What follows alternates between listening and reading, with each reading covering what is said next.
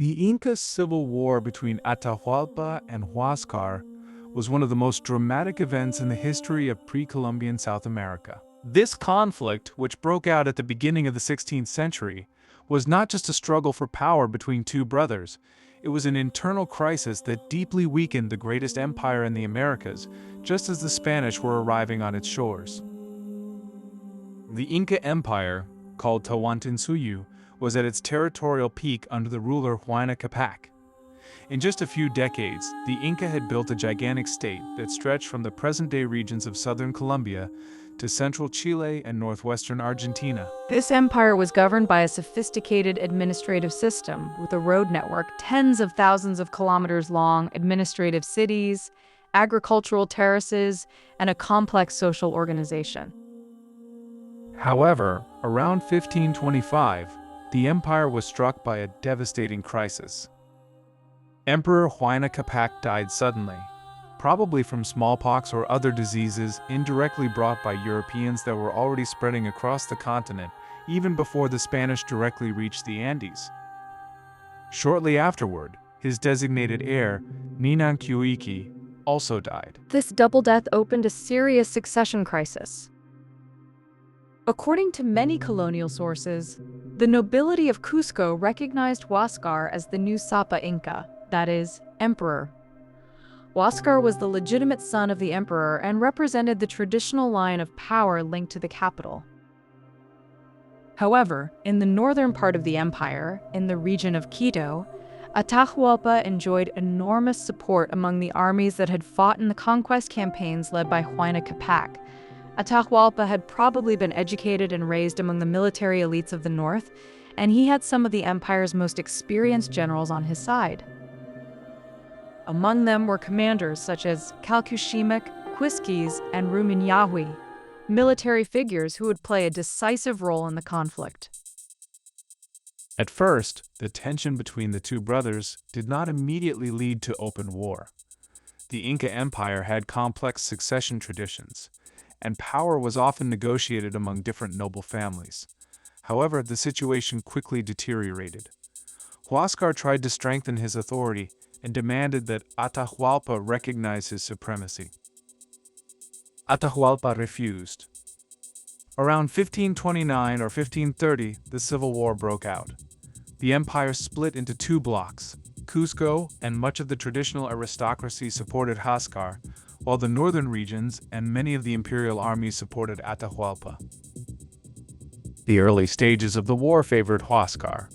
His troops initially managed to capture Atahualpa in a battle near the city of Tumibamba. However, according to the chronicles, Atahualpa managed to escape from captivity, probably with the help of his supporters. This episode marked a turning point in the war.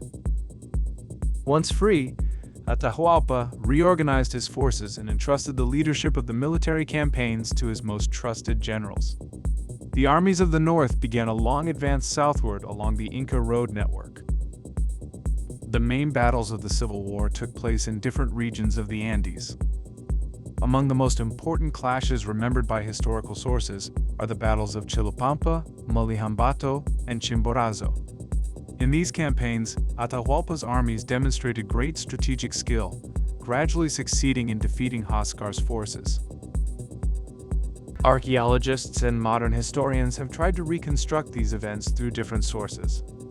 Much of the information comes from chronicles written after the Spanish conquest, such as those by Pedro Cieza de León, Juan de Betanzos, and Garcilaso de la Vega. These chroniclers collected direct testimonies from Inca nobles who survived the war. In recent decades, archaeological studies have also helped to better understand this period. In some regions of the Andes, sites have been identified that show traces of destruction or sudden changes in the organization of Inca cities precisely during the Civil War period. Some administrative settlements seem to have been abandoned or reorganized during these years of instability. Analyses of human remains found at some sites have revealed traumas consistent with armed conflict, suggesting that the Civil War was probably much more violent than some chronicles describe. By around 1532, the war reached its decisive moment.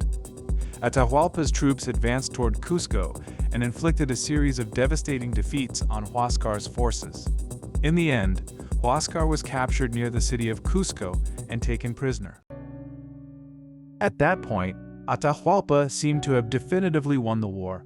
His army controlled much of the empire, and his generals were consolidating power in the main cities. However, at that very moment, a new actor appeared on the scene, the Spanish led by Francisco Pizarro. When Pizarro arrived in the Andes in 1532, he found an empire that had just emerged from a long and destructive civil war. Many regions were devastated, the political elites were divided, and much of the army was still mobilized after years of fighting. Atahualpa was in the city of Cajamarca when he met the Spanish. Despite having a huge army, he probably underestimated the threat posed by a small group of foreigners. During the meeting with Pizarro, the Spanish set an ambush and captured Atahualpa. This event radically changed the history of the Inca Empire. Even though the Inca armies were still numerous, the capture of the emperor created an enormous political crisis. The Spanish used Atahualpa as a hostage and managed to manipulate the situation to their advantage. Atahualpa offered one of the most famous ransoms in history. He promised to fill one room with gold and two with silver in exchange for his freedom. Golden objects from temples, palaces, and sanctuaries were gathered from across the empire and brought to Cajamarca. Many of these treasures were later melted down by the Spanish. Despite the payment of the ransom, in 1533, Atahualpa was executed by the Spanish. With his death, the Inca Empire entered a phase of political chaos that further facilitated the conquest. Modern scholars believe that without the civil war between Huáscar and Atahualpa, the Spanish conquest would have been much more difficult.